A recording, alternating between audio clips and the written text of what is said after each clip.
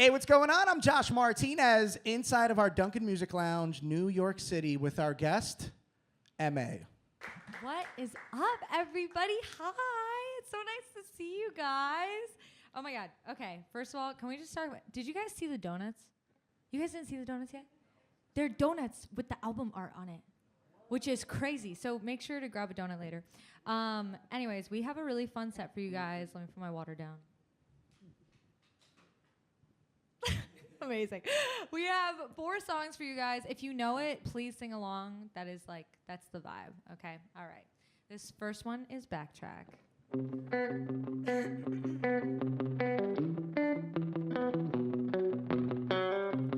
Dishes in the sink, circles from your drink. Say the table's there for coffee. Scrubbing out the stains, wash it down the drain. Airing out a dirty laundry. Tell me I'm always like this when everything gets a little quiet. You didn't have to, then you said it. Now it's out there and you can't take it. Backtrack, better think fast. Swear to God you didn't mean it like that. Backtrack, now you feel bad. Too far gonna try to take it all back. Turn your words to ice on my bruise. Can't pull a punch, you already do. Backtrack, better think fast. Too far gone, baby, now it's just sad. Sleeping out the house, staying on the couch, so I don't have to hear you breathing. Circle in the ring, here we go again. I don't need to stand here while you tell me I'm always like this. You say you're sorry, I don't buy it. You didn't have to, then you said it. Now it's out there and you can't take it. Backtrack, better think fast. Swear to God you didn't mean it like that. Backtrack, now you feel bad. Too far, gonna try to take it all back. Turn your words to ice on my bruise. Can't pull a punch, you already do. Backtrack, better think fast. Too far gone and baby now it's just sad.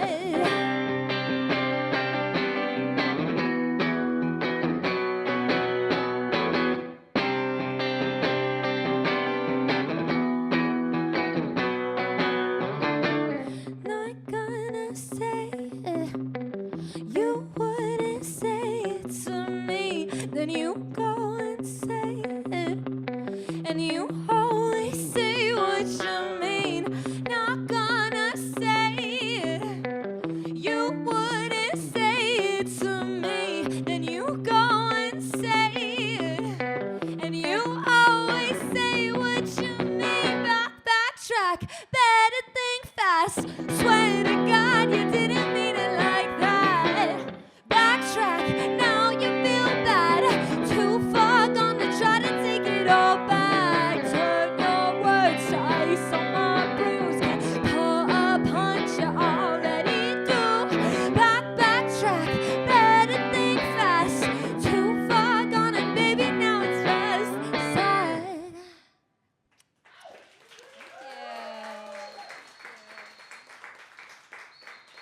It's so nice to be in New York. I just came back. I just drove down from Boston yesterday, and I left my entire suitcase there, like big suitcase, and had to overnight ship it. So very on brand, very upsetting. Anyways, but now we're here, and I'm happy to see your faces. Okay, this next song is called Rabbit Hole, and it just came out, and it's a fun little acoustic version, so I hope you guys like it.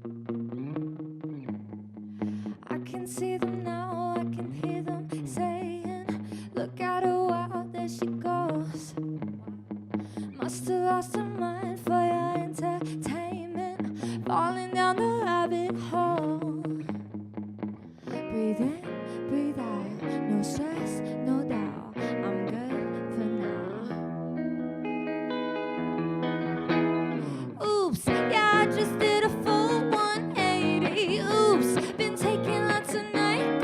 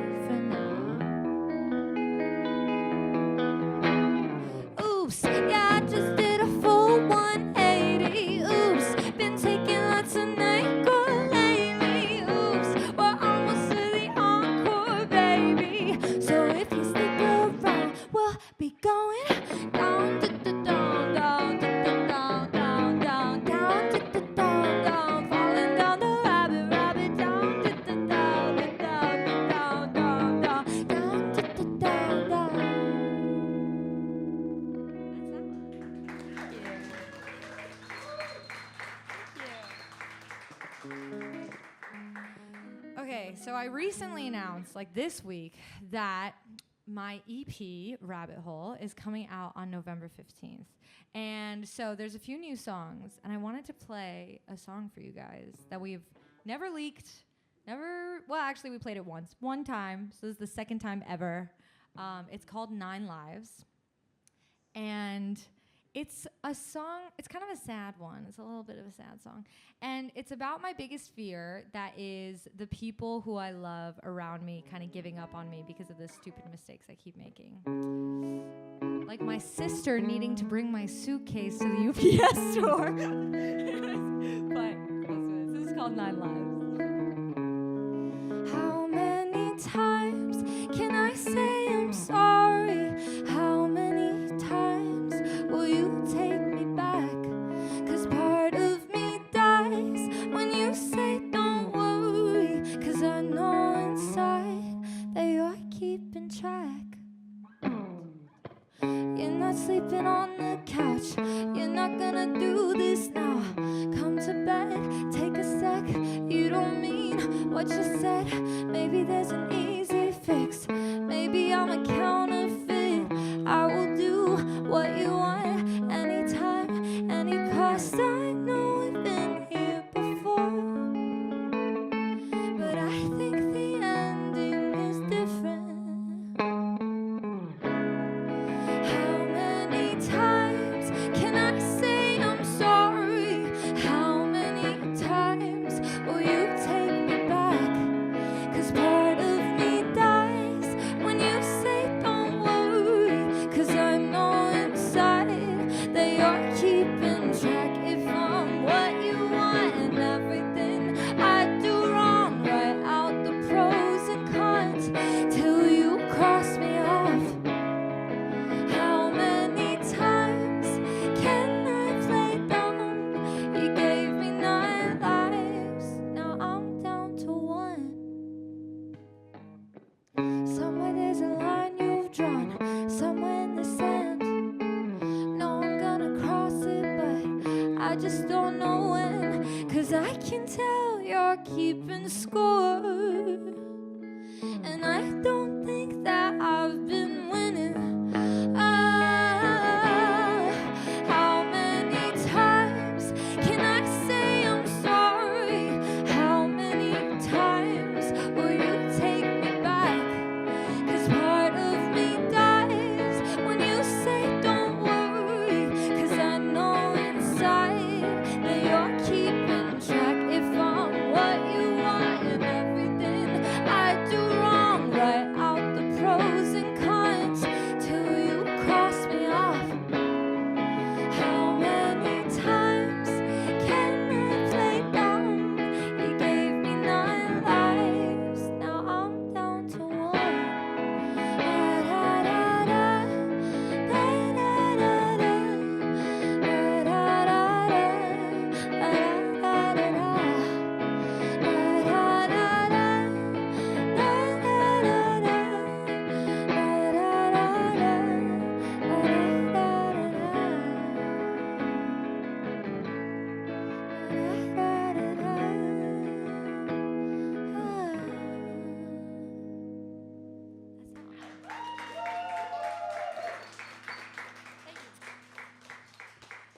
Okay. Wow, that was crazy. Okay, last but not least, this one is called Better People to Leave Unread. If you know it, sing along. Oh, and also, I'm coming to play New York again, which I also just announced today, which I'm very excited about. Irving Plaza in March. Make sure to come. It's going to be so much fun. We're going to have so much fun. It's going to be crazy. Okay, all right. This is Better People. Love that you like to assume I'd waste a single second. God, you're just so obvious. Hit me up when I am killing it. Do you really think I needed it? Your opinion means nothing to me. Did you happen to forget the little details, like texting my boyfriend in the middle of the night? Did you happen to forget of the pictures that you sent him. Recognized you from the tattoo on your thigh. Love that you like to assume I'd waste a single second on you. What? But I've got better people to leave on red. Don't let it all go to your head. Who's your therapist? Fire your therapist. Your audacity reaching out to me when the last text was a half-hearted apology. Love that you like to assume I'd waste a single second on you, but I've got better people to leave on red. Love that you like to assume I'd waste a single second on you, but I've got better people to leave on red.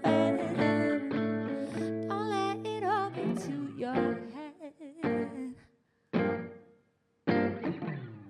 Your audacity reaching out to me when the last sex was a half-hearted apology. Your audacity reaching out to me makes me seriously wonder about your sanity. Nice, thank you. Everybody say thank you, Rick. Yeah. Awesome. All right, I think we're doing a little interview time. Whoa, whoa. Okay.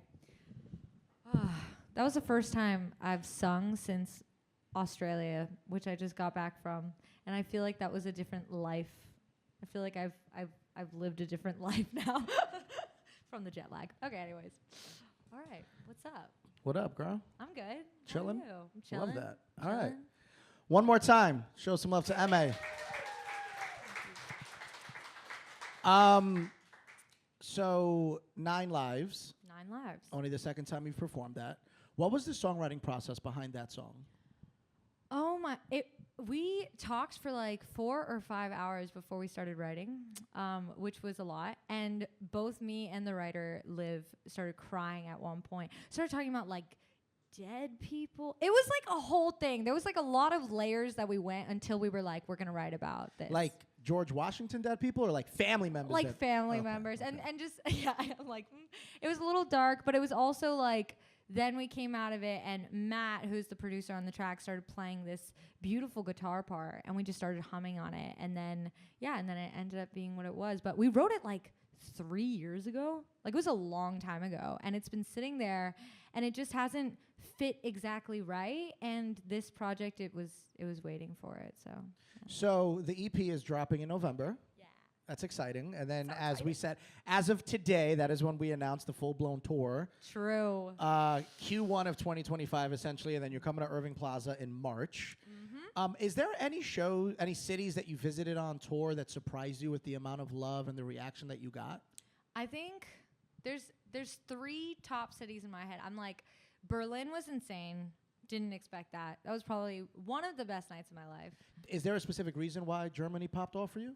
Germany, well, first of all, I was incredibly hungover. So I don't know if that added to it or what, but I was like, this show's going to be tough. I slept like 4 hours. I'm so tired. I need water, and then we went into it just like not expecting something crazy. And they were just like the craziest crowd ever. I was shocked. They wouldn't let me off stage. It was like I was on stage and they wouldn't let me off. That's a good problem to have. It was really awesome. And Lord knows you needed that endorphins. It was, yeah, to I kick know. in. I was like, I need your help, guys. Like, it was really fun. But yeah, and then recently, Brisbane was like really fun, which I also didn't expect. Australia, for those that failed geography. It was like, honestly, never mind. Nothing. But it was very, very fun, and it was very sweaty, and I always love a sweaty show. So yeah, it was one of those. Is there you said 3 cities, and you just named 2. And Chicago. Okay. Yeah. Any specific reason why Chicago? Chicago was also, that was my first tour ever in November of last year, a year ago. Wow, it's crazy. A year ago, and yeah, it just popped off as well. I didn't expect it to, and it was just. I think I have low expectations. I kind of go into it being like, I'm just gonna have fun. So if the crowd has fun, great. But I'm gonna have the most fun. So, do you have a college degree? I do. And where did you get it from? I went to Yale. Why are you in music, dog? Why am I? My parents ask me this every day, you know.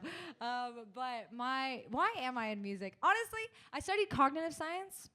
Super unrelated, incredibly unrelated.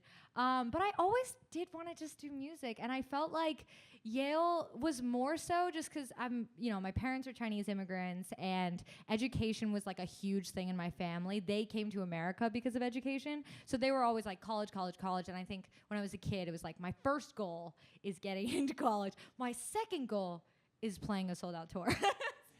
Well, you know what? You got number one already down. You got the Ivy League degree. And number two, we need your help to make Get number your two. tickets. So why did you get the degree in cognitive science? I just like took intro to cog sci and was like, this sounds cool. What? No, don't clap. Hold on a second. They said, yeah. No. That's right. Cognitive science at Yale sounded cool.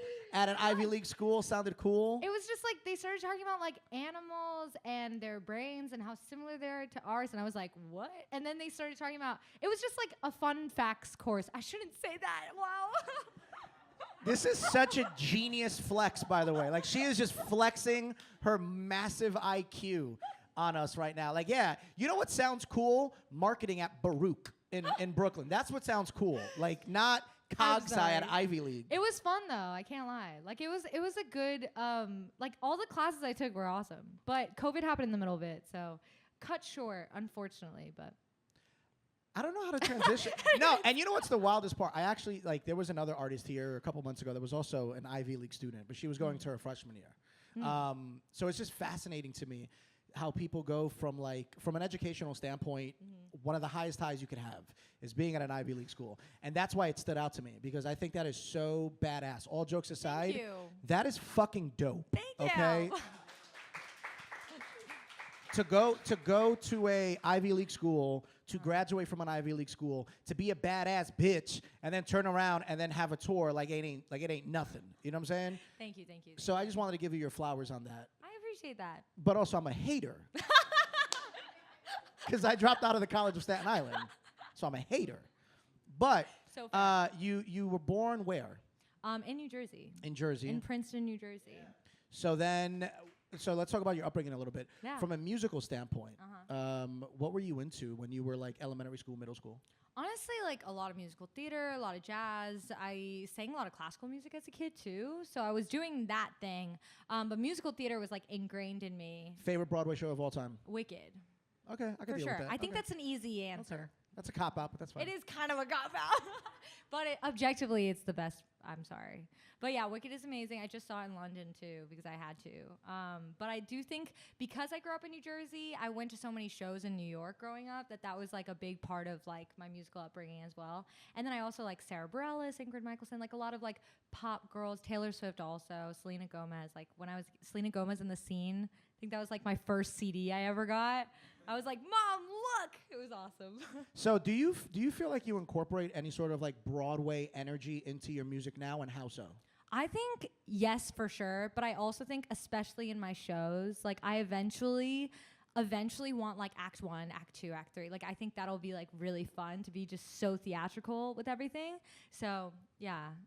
Do you think you would ever cover a Broadway song on tour?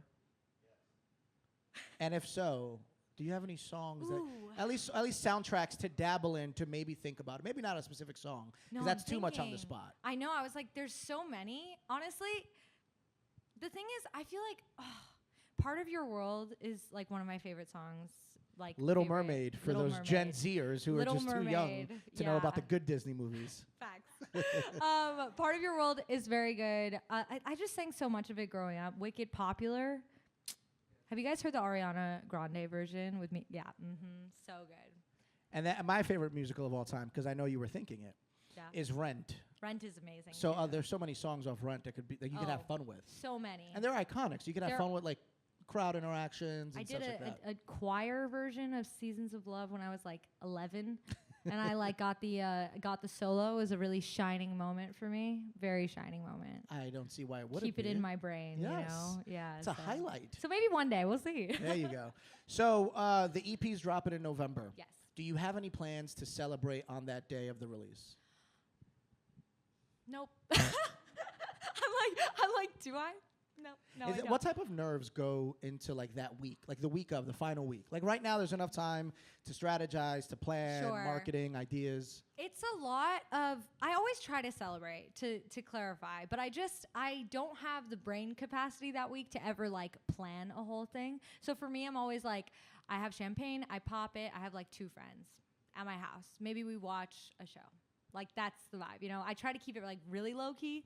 But in regards to like leading up to it, I'm always like a nervous wreck, but I'm also so like busy normally that week because like I'm thinking about what I need to be doing, what I need to say, like the things that I want to be pushing, everything, so that that week is just kind of frenzied anyway. So it's just like chaos. But the moment it stops, I like to be with like my closest friends. I believe Spotify named you as like one of the artists to watch, which is a pretty damn big flex. Crazy. Now, I just want to say for the record, Spotify didn't get you here. It was iHeartRadio and your local radio station that got you here. Facts. That's right. Thank you. However, still kind of cool that Spotify was like, hey, check this girl out. When you very nice. find that out, that you're going to be part of this list, what's like the first thought that runs through your mind? I was just like, what?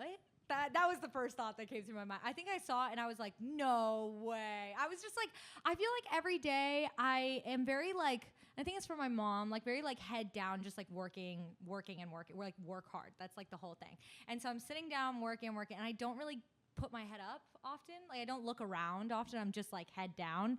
And that was one of the moments where I was like, whoa, like if you look at like how far I've come from when I started releasing music, it's like, whoa, like you just forget to like look up and appreciate it. And so that was one of those moments. Stopping and smelling the roses, I think, is a huge hard. issue that a lot of us have in this room. I know I'm guilty of it. You just said you are. From a mental health standpoint, is there anything that you do to try to make sure that you are kind of embracing the positivity that comes into your life? Because there is a lot. Oh, for sure. I mean, I do a lot of things actually. So I write like lists of grateful things, you know, things that I'm grateful for often, especially when I'm like feeling like anxious or all that. But one of the things that is actually like incredibly helped me recently, like in my work, is before going into sessions, I will literally talk out loud like affirmative things to myself, because I think I went through a little bit of a writer's block like earlier this year, and going in I was always like dreading it in a way that wasn't positive anymore. And then I changed my mindset, and now I go into my sessions and I'm like, I can follow my intuition. I'll be like, today is gonna be a great day. And I'll be like, today I'm gonna write a fun song, like a fun song. I'm gonna have fun. And I just say all those things, and then I actually do have fun. So We all need to take like that mental note, by the It's way. If there is helpful. It anything really that you is. take from this interview, and I mean this, because we all have our trauma, we all have our issues, but something like that I think is extremely helpful. It is. Because if you're looking at someone like her who you admire, look up to, enjoy, are a fan of, and she's kind of saying like, this is simple, y'all could do it too, I think we should all try to do it. simple is a hard word. Saying it out loud is simple. Yes, The yes. believing of it. The believing. It is very much like, I feel like affirmations in my head is just like training your brain to be nicer to yourself, basically. And so, yeah, it's helped me a lot. Yeah. So from a writing standpoint, Uh-huh. have you ever written a song that on your own time where you look at it and you're like, I don't think I'm ready to express this just yet? Yes, often. Okay. I would say yes. Those, however, they always come out like later on. Like I think 9 Lives is an example. Like I wrote 9 Lives and I was like, wow, this is a really honest song. And then it sat there for a while and I was like, I don't really do acoustic ballads. Like I haven't done that. And so I just sat with it for a while, and then this time I was just like, I've loved the song for like years at this point, and it just felt right. So That's an example of one for sure. So the term scatterbrain, is that like kind of just a one-word way to describe you? Yes. Okay. Because Simple. you left a whole ass suitcase in Boston, and I'm just trying to wrap. I'm trying to wrap my head, like leaving a phone charger. Okay, leaving your wallet because you left it on the nightstand, maybe, but like. It was huge. It was a 50-pound checked bag, like with all of my show stuff. I'm playing a show tomorrow, Yep. so all of my show stuff, like everything I ever need for life. And my sister just texted me, like I got to New Jersey, already drove 5 hours, and she texts me a picture of it and goes, Emei, ... Wait, time out. So you didn't even know? I didn't know. I literally was See, I thought it was one of those things because I was recently in Boston, and that's like a 4-hour-ish drive. Like, Yeah. and it's pretty quick if you do it early in the morning or whatever. Yeah. I thought maybe like you were in Connecticut and you're No. like, it's too late to go back. Let's just try to No. fit. Dead ass, dog. I was in the grocery store. I was like, la la la, I'm gonna get some eggs. I'm gonna get some, and then I get the text, and I'm like, no way, no way. She didn't have anxiety at Stop and Shop on her Friday bingo card. It so, was pretty tough. So you got the suit. You're getting I the got suit. it. No, you I got got it. it Oh, today. you already got it. This was in the everything I'm wearing right now was in the suitcase. So first off, give her applause. That's Thank you. Thank you. by proxy. You're actually applauding her sister, by the way. Was there a plan in place if it didn't come in time for you to? Oh yeah. Okay. Well, I mean, kind of. I was kind of like, well, we'll figure it out. You know what? God invented credit cards. We're right by Fifth Avenue. There's a bunch of stores. It's fine. I was like, I'm sure I have something at home that I can pull together. But I didn't make a plan, to clarify. I was like, please come in time. And it did. So we're good. Because your thoughts become things and affirmations are real. That's guys. right. That is the That's moral of right. today's story. So before we wrap things up, just a little more about the upcoming EP. Yeah. What's your favorite song off the EP right now? Which, by the way, it could change by the time the EP comes out. So don't hold her to this answer. Pero True. ahora mismo, True. what's your favorite song right now? Okay, I'm gonna say a little bit about the EP, and then I'll end with that. I was gonna say, so the EP is pretty inspired by Alice in Wonderland. My sister's name is Alice, so that was part of it as well. And the whole EP is a transition into a hole and then out of a hole. And so it starts with Rabbit Hole, which is like, oh, I'm falling in. All these kids is like the red heart queen who is like, rah, you know, you come in, you're like, what is happening? And then the next song, well, I can't say which song it is, but anyways, the next song is like, la la la. I go la la la. So is song 4. Song 4 is fa la la. La la la. And then it's a song that's like a tea party vibes. And then the last song is my favorite song. And the last song is like the ascension out of the hole. It's like growing up. It's like now I'm coming out of the hole and I'm gone through this like transition. And so that's what this EP is. It feels like a transitional growing up EP for me. Because get ready for more. There's so much more. Including the tour, like we mentioned a little earlier. Uh-huh. Is there any cities on the tour that you're looking forward to aside from New York City, which is the greatest city on the planet? Of course, New York. Aside from us. Aside. There's too many. I can't. That's too hard. I would say I am excited to go back to Berlin. But that's a little bit of a high bar because last time was so much fun. So. And this is a dead serious question. I'm not even trying to be cute. Do you try to get shitty the night before to emulate that same energy or no? No. Okay. Okay, but the thing is, this is what I like to tell myself and my band. We do a big pep talk. A part of my affirmations. We do a huge pep talk before I play shows every night. And it's ridiculous. It's me always being like, this is going to be the best night of our lives. Every night I say the same thing. And I'm like, there's magic in the air. Oh my God. I'm always doing this. And I do actually think the nights that we have felt weird or off have been the better nights. And I wonder if it's the affirmations because I go harder on it. Like, I had a really bad stomach ache in London, and I was like, I have a stomach ache, but that means we have extra good luck. You know, like I'll say like stuff like that. I'll be like, karma is like, in my head, I'm like, when you are dealt bad cards, then you're also going to be dealt good cards somewhere else. So when I'm feeling kind of bad, I'm like, well, just wait. The show's going to be really good. I am a firm believer that everything evens out. I think everything evens out. Absolutely. I do. So before we wrap things up, this is the Dunkin Music Lounge. It is. So I want to put you on the spot. If you were able to sit at a Dunkin for 60 minutes with one artist, dead or alive, who are you kicking it with? dead or alive. That's a large span of people, man. Ooh, okay, wait, hold, let me think. Someone just asked me this the other day. Specifically about a Dunkin' too, by the way. That's I'm gonna say, that's so hard. Okay, I'm gonna say Freddie Mercury. Is that the second Freddie Mercury this week? That is, right? This week? This week, yeah. Who else said it? Who was it? Somebody said Freddie Mercury this week. Was it Spencer? No. He said No, he it's said not. Elvis. He said Elvis. Which All was right, that's we had fair. an artist yesterday named Spencer Sutherland in, and it was the first time that I ever didn't have the artist answer, but rather had the crowd answer because he makes it known how much he loves Elvis. Oh, really? Devin Cole from Devin, Canada. oh, Yeah. she's lovely too. Wow. Sweetheart. Oh my She God. said Freddie Mercury as Freddie well. Mercury. So that's the second Freddie Mercury that we got this week. I just think that, like, I really respect people who have, like, the best live shows ever. I think live shows are my favorite part of all of this. And it's so impressive when I go to a show and I'm like, whoa, you know? And I wish I could see him live. Like, that would be so awesome. So I think that, like, yeah, for me, it's like the people who are like masters of the live show. I'm a huge fan. And you know what? You get to see her live in March in Irving Plaza. All the information came out today. How can they follow you on socials? It's .Emei, E-M-E-I. Simple and easy. One more time, let's show some love to Emei. Thank you for listening.